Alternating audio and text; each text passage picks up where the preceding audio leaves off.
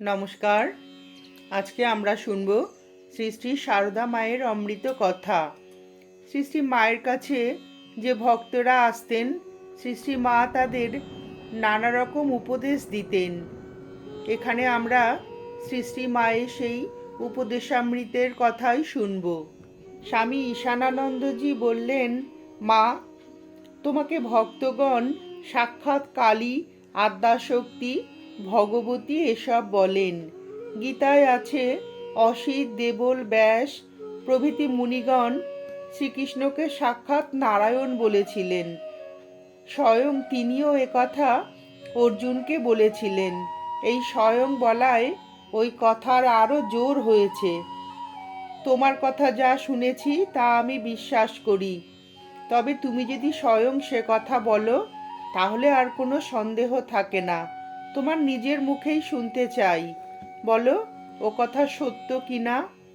মা বলিলেন, হ্যাঁ সত্য। ইহার পর ভবিষ্যতে আর কোনো দিনই মায়ের স্বরূপ সম্বন্ধে আমি কোনো প্রশ্ন করি নাই। আমি আর একদিন জিজ্ঞাসা করিলাম, মা, ভগবানের নাম করলেও কি প্রারাব্ধ ক্ষয় হয় না? মা বলিলেন, প্রারব্ধের ভোগ ভুগতেই হয়, তবে ভগবানের নাম করলে এই হয়, যেমন একজনের পা কেটে যাবার কথা ছিল, সেখানে একটা কাটা ফুটে ভোগ হলো। মাকে বলেছিলাম, মা, সাধন ভজন তো কিছুই করতে পারি না, আর কখনো যে কিছু করতে পারবো এমনও মনে হয় না। মা ভরসা দিয়ে বলিলেন, কি আর করবে, যা করছো তাই করে যাও। মনে রাখবে, তোমাদের পেছনে ঠাকুর আছেন, আমি আছি। শ্রী শ্রী মায়ের গৃহী সন্তান সুরেন্দ্রনাথ সরকার বলিলেন, মা, আমার তো শান্তি হয় না, মন সর্বদা চঞ্চল, কাম যায় না। এই কথা শুনিয়া মা এক দৃষ্টে অনেকক্ষণ আমার দিকে চাহিয়া রইলেন, কিছুই বলিলেন না। মায়ের মুখ দেখিয়া আমার আত্মগ্লানি আসিল। কেন মাকে ইহা বলিতে গেলাম? তাহার পদধূলি লইয়া শ্রীযুক্ত মাস্টারমশায়ের বাড়ি গুরুপ্রসাদ চৌধুরী লেনে উপস্থিত হইলাম।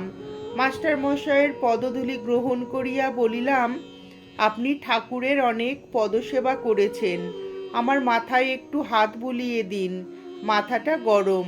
তিনি বললেন, সে কি, আপনি মায়ের ছেলে, মা আপনাকে খুব স্নেহ করেন। আপনি আমার নিকট কিসের কাঙাল? মা কি আপনাকে চেয়ে দেখেন নাই? আমি বলিলাম, হ্যাঁ, অনেকক্ষণ ধরে চেয়ে দেখেছেন। মাস্টারমশাই বলিলেন, তবে আর কি, সদানন্দ সুখে ভাসে শ্যামা যদি ফিরে চায়। তিনবার খুব আবেগের সহিত তিনি কথাটি বলিলেন। মায়ের অনেকক্ষণ চাহিয়া দেখিবার অর্থ বুঝিলাম। আমি শান্ত হইলাম। মনে হইল মা যেন তাহার কৃপাদৃষ্টির অর্থ বুঝাইতেই মাস্টারমশায়ের নিকট আমাকে পাঠিয়েছেন। ব্রহ্মচারী অশোক কৃষ্ণ বলিলেন, মা, আপনার অবর্তমানে কার কাছে যাব, কি হবে, ভাবতে গেলে বড় ভয় হয়। মা বলিলেন, কেন, এই রাখাল টাকাল এইসব ছেলেরা রয়েছে, এরা কি কম? তুমি তো রাখালকেও খুব ভালোবাসো, তার কাছে জিজ্ঞাসা করে নেবে। আর কি বা জিজ্ঞাসা করবে? বেশি জিজ্ঞাসা করা ভালো নয়। একটা জিনিস হজম করতে পারে না, আবার 10টা জিনিস মনের মধ্যে পুরে এটা না ওটা কেবল এই চিন্তা। যে জিনিস পেয়েছ তাইতে ডুবে যাও, জপ ধ্যান করবে, সৎসঙ্গে থাকবে, অহংকারকে কিছুতেই মাথা তুলতে দেবে না। দেখছো না রাখালের কেমন বালক ভাব, এখনো যেন ছোট ছেলেটি।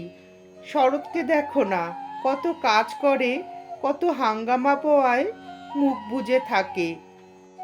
ও সাধু মানুষ, ওর এত সব কেন?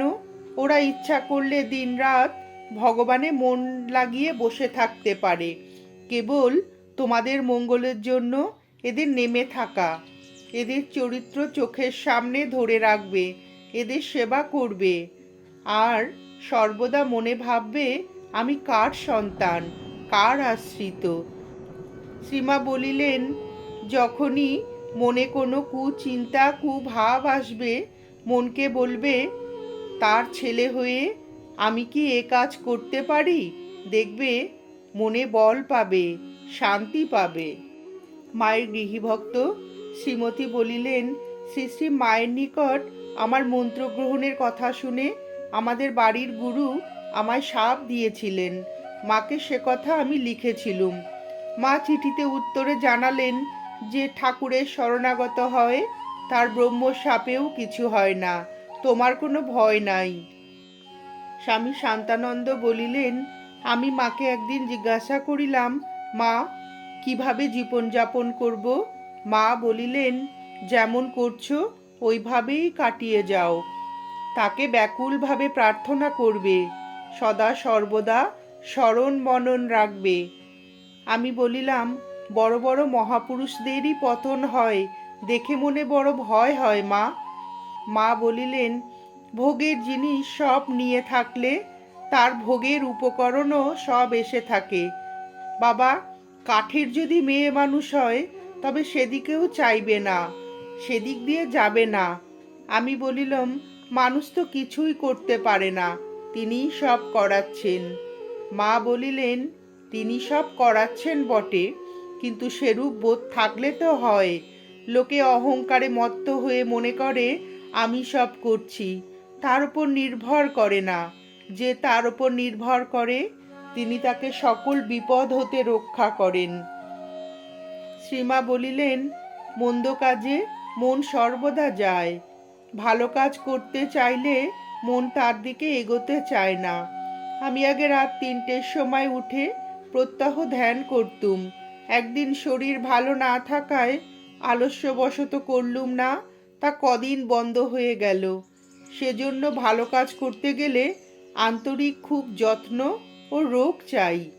যখন নবতে থাকতুম, রাতে যখন চাঁদ উঠত, গঙ্গার স্থির জলে চাঁদ দেখে ভগবানের কাছে কেঁদে কেঁদে প্রার্থনা করতুম, চন্দ্রতেও কলঙ্ক আছে, আমার মনে যেন কোনো দাগ না থাকে। স্বামী শান্তানন্দ বলিলেন, মা ধ্যান হয় না, কুণ্ডলিনী জাগ্রত করে দিন। মা বলিলেন, জাগবে বই কি, একটু ধ্যান জপ করলেই জাগবে। আপনি আপনি কি আর জাগে? ধ্যান জপ করো, ধ্যান করতে করতে মন এমন স্থির হয়ে যাবে যে ধ্যান আর ছাড়তে ইচ্ছা হবে না। যেদিন ধ্যান হবে না, জোর করে ধ্যান করবার আবশ্যক নেই, সেদিন প্রণাম করেই উঠবে। যেদিন হবে আপনিই হবে। স্বামী শান্তানন্দ মাকে বলিলেন, মা মন স্থির হয় না কেন? যখন ভগবানের বিষয় চিন্তা করি তখন মন নানা বিষয়ে যায়। মা বলিলেন, বিষয় বলতে টাকা কড়ি, পুত্র পরিবার, এইসব বিষয়ে মন যাওয়া খারাপ। কাজকর্ম সম্বন্ধে মন তো যাবেই। ধ্যান না হয় জপ করবে, জপাত সিদ্ধি, জপ করলেই সিদ্ধি লাভ হবে। ধ্যান হলে ভালো, না হয় জোর করে ধ্যান করবার দরকার নাই। আমি বলিলাম, অনুরাগ না থাকলে শুধু জপ করলে কি হবে? মা বলিলেন, জলেতে ইচ্ছা করেই পড়ো আর ঠেলেই ফেলে দিক, কাপড় ভিজবেই। নিত্য ধ্যান করবে, কাঁচা মন কিনা, ধ্যান করতে করতে মন স্থির হয়ে যাবে। সর্বদা বিচার করবে, যে বস্তুতে মন যাচ্ছে তা অনিত্য চিন্তা করে ভগবানে মন সমর্পণ করবে। একটা লোক মাছ ধরছিল, পাশে বাসনা বাজিয়ে বর যাচ্ছে, কিন্তু তার ফাতনার দিকেই দৃষ্টি। আমি বলিলাম, জীবনের উদ্দেশ্য কি? মা বলিলেন, ভগবান লাভ করা ও তার পাদপদ্মে সর্বদা মগ্ন হয়ে থাকা। তোমরা সন্ন্যাসী, তার লোক, তোমাদের ইহকাল পরকাল তিনিই দেখছেন। তোমাদের ভাবনা কি? সর্বদা কি ভগবানের চিন্তা করতে পারা যায়? কখনো বেড়াবে, কখনো তার চিন্তা করবে। মা বলিলেন, তোমার জ্ঞান চৈতন্য হোক। জনৈক সন্ন্যাসী ভক্তকে মা বলিতেছেন, তোমরা সন্ন্যাসী, তোমাদের গৃহস্থের সঙ্গে সম্বন্ধ রাখা অত্যন্ত খারাপ, বিষয়ী লোকেদের বাতাস লাগাও খারাপ। আমি বলিলাম, মা সংখ্যা রেখে জপ করব কি? মা বলিলেন, সংখ্যা রেখে জপ করলে সংখ্যার দিকে লক্ষ্য থাকে, এমনি জপ করবে। আমি বলিলাম, জপ করতে করতে মন কেন তাতে মগ্ন হয় না? মা বলিলেন, করতে করতেই হবে। মন না বসলেও জপ করতে ছাড়বে না। তোমার কাজ তুমি করে যাবে। নাম করতে করতে মন আপনি স্থির হবে, বায়ুহীন দীপশিখার মতো। বাতাস থাকলে প্রদীপের শিখা স্থির থাকে না। মনে কামনা বাসনা থাকলেও মন স্থির হয় না।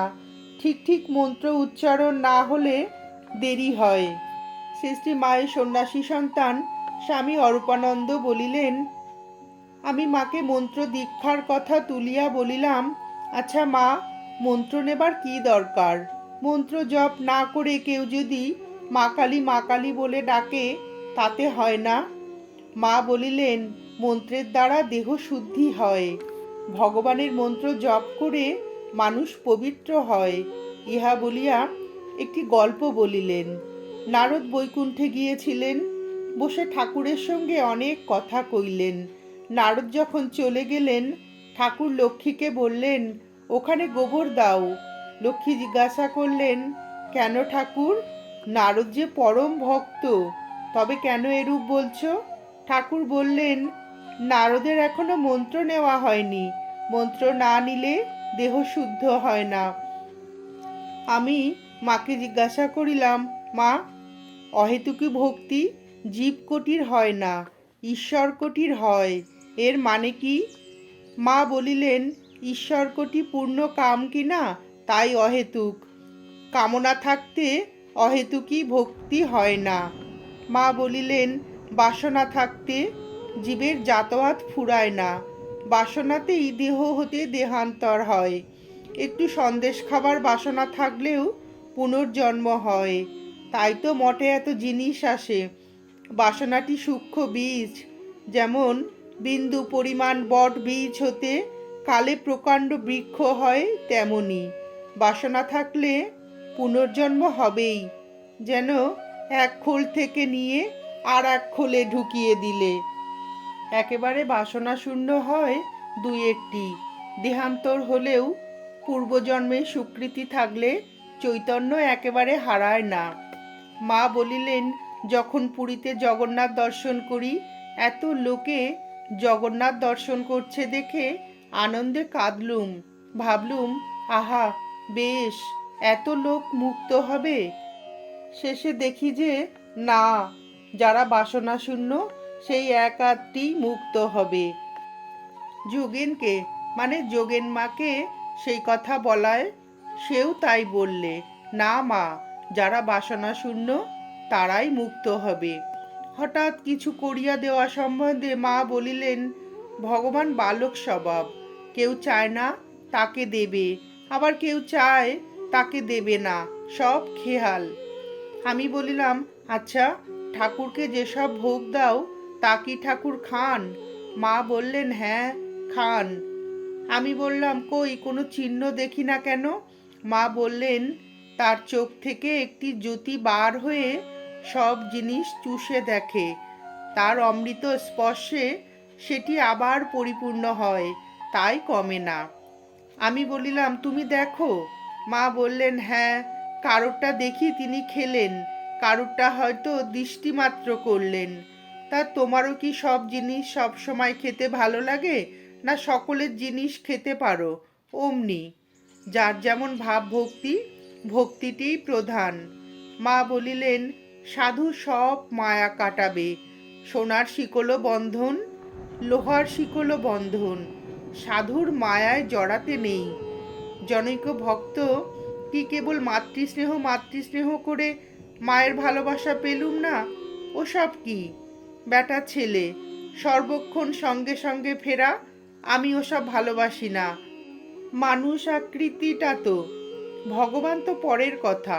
আমাকে কুলের ঝি বউ নিয়ে থাকতে হয়। আশু ওপরে আনাগোনা করত, চন্দন ঘষা এটি সেটি, আমি ধমকে দিলুম। আমি বললাম, বেদান্তবাদী সাধু যারা, তারা কি সব নির্বাণে যাবে?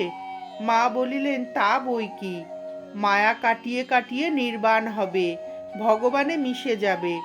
বাসনা হতেই তো দেহ, একটু বাসনা না থাকলে দেহ থাকে না, একেবারে নির্বাসনা হলো তো সব ফুরালো। মা বলিলেন, দেবতা বলো মা বলো, সব এসে এই পৃথিবীতে জন্মাচ্ছে। সূক্ষ্ম দেহে তো আর খাওয়া পড়া কথাবার্তা কিছু নেই, তাই বেশি দিন থাকতে পারে না। আমি বলিলাম, যদি গঙ্গায় দেহত্যাগ হয় তাহলে কি নির্বাসনা সম্ভব? মা বলিলেন, বাসনা ফুরলেই হয়, নইলে কিছুতেই কিছু নয়। বাসনা না ফুরালে শেষ জন্ম হলেই বা কি হবে? মা বলিলেন, বাবাকে দেখিয়ে দাও, বাবাকে দেখিয়ে দাও বলছে। তিনি এত কারুর বাবা নন, গুরু কর্তা বাবা এই তিনে তার গায়ে কাটা বিদ্ধ। কত মুনি ঋষি যুগ যুগান্তর তপস্যা করে পেলে না, তার সাধন নেই, তপস্যা নেই। এমনিই দেখিয়ে দাও, আমি এত পারবো না। তিনি কাকে দেখিয়ে দিয়েছিলেন বলো না? মা বলিলেন, তখনকার কত সব কেমন ভক্ত ছিল, এখন যারা আসছে কেবল বলছে ঠাকুরকে দেখিয়ে দাও। সাধন নেই, ভজন নেই, জপ তপ নেই, কত জন্মে কত কি করছে, কত গোহত্যা ব্রহ্মহত্যা ভ্রূণ হত্যা করছে। সেসব ক্রমে ক্রমে কাটবে তবে তো। আকাশের চাঁদটি মেঘে ঢেকেছে, ক্রমে ক্রমে হারিয়ে যাওয়ায় মেঘটি সরে যাবে, তবে তো চাঁদটি দেখতে পাবে। ফস করে কি যায়? এও তেমনি ধীরে ধীরে কর্মক্ষয় হয়। ভগবান লাভ হলে ভেতরে ভেতরে তিনি জ্ঞান চৈতন্য দেন, নিজে জানতে পারে। নমস্কার, আজ এ পর্যন্তই। শ্রী শ্রী সারদা মায়ের উপদেশামৃত শুনে আপনাদের যদি ভিডিওটি ভালো লেগে থাকে তাহলে একটি লাইক করবেন এবং চ্যানেলটিকে সাবস্ক্রাইব করে পাশে থাকবেন।